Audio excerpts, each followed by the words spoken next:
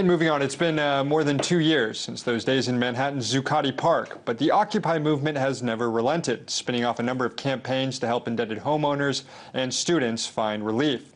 But their latest project is a bit of a curveball. It's an Occupy debit card, a project from the Occupy Money Cooperative, which grew out of the Occupy movement's earliest days in the fall of 2011.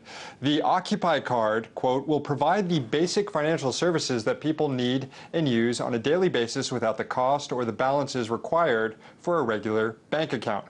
It will also be covered by FDIC insurance. The Occupy Money Cooperative is working with Visa to get the card launched nationwide and have it be widely accepted. And while there will be no upfront fees to obtain the card, it will carry with it typical ATM fees like $1.95 for withdrawals and 99 cents for balance inquiries. But still, members of the Occupy Money Cooperative hope that their card will give millions of Americans access to low-cost financial services outside the major banking corporations. So is this something that could get legs and actually challenge Wall Street's stranglehold over the banking system? And what should be made of this relationship with Visa? Does that undermine the anti-corporate greed message that the Occupy movement has been pushing? Joining me earlier was one of the brains behind this debit card, Karn Ross, a former British diplomat who now sits on the board of the Occupy Money Cooperative. And I first asked him how this idea of an Occupy card was conceived of and what the intended goal of it was. Well, the intended goal is to democratize banking so that the public who should be benefiting from banking are actually in control of it. The basic thing is a cooperative, which is a member-based organization which will provide financial services, and the first will be the so-called Occupy card. But the ultimate ambition is that this thing will offer a full range of financial services, and because it's a co-op, people will actually be part of the company that is providing the services, and they will benefit from it and they will profit from it. So just so our viewers might understand this better, how is a cooperative run differently than, say, Goldman Sachs or JP Morgan? Well, it's owned by its members, for a start. It's not privately owned or share-owned. It's owned by the people who use the services. So if you use the Occupy card or, in due course, have a bank account with us or whatever, you automatically become a member and thus an owner of the company. So it's a fundamentally different business model. It's not really comparable at all. What more needs to be done to kind of get this project up and running? I see you're trying to raise $900,000 on the Occupy Money Cooperative website. What will that money be used for, and what kind of time frame are we looking at here? Well, we've got to raise some initial operating capital for two reasons. Number one, when we offer the card, we've got to have a minimal number of, literally a handful of staff to service it. But secondly, as you might be able to imagine, when you offer a card, the upfront costs fall on the producer. In other words, it actually costs us some money to give people cards, to print the cards, send them out to people. I think it's about $12 per card. So we need that initial capital before we can actually start providing cards.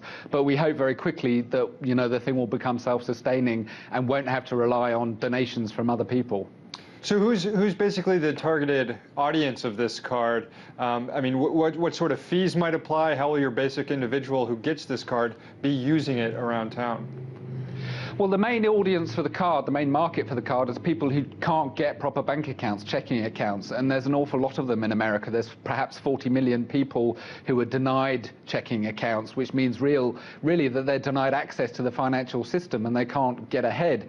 It's them the card is aimed at. There's a lot of prepaid cards out there already, but a lot of them are very high fees, a lot of hidden fees. They're really quite exploitative.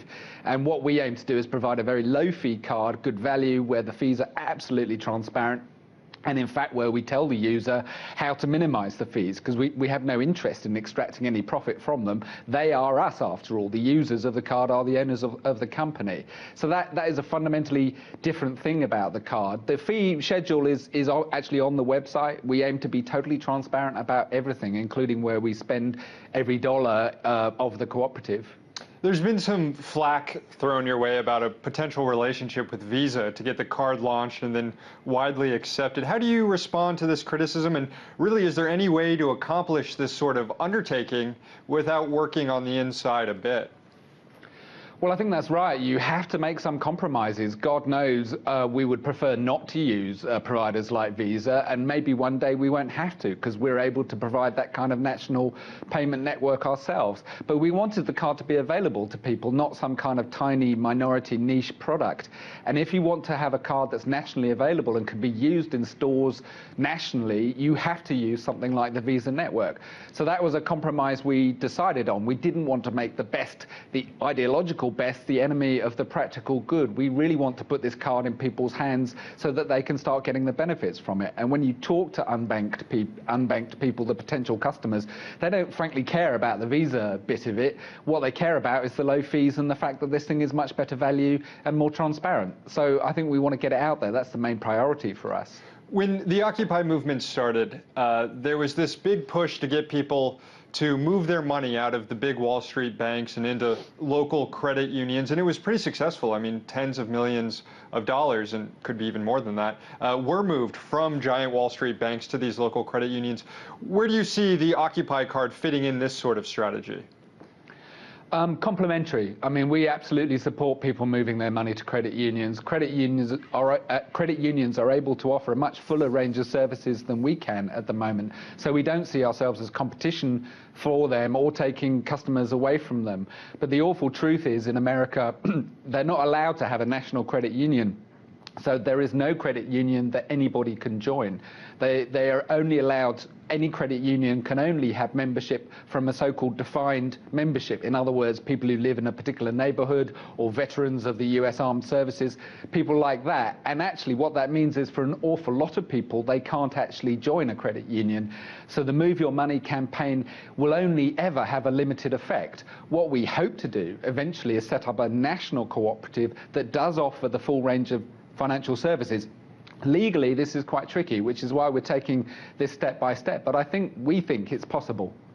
Karn Ross, spokesperson and board member of the Occupy Money Cooperative. Thank you. Thank you.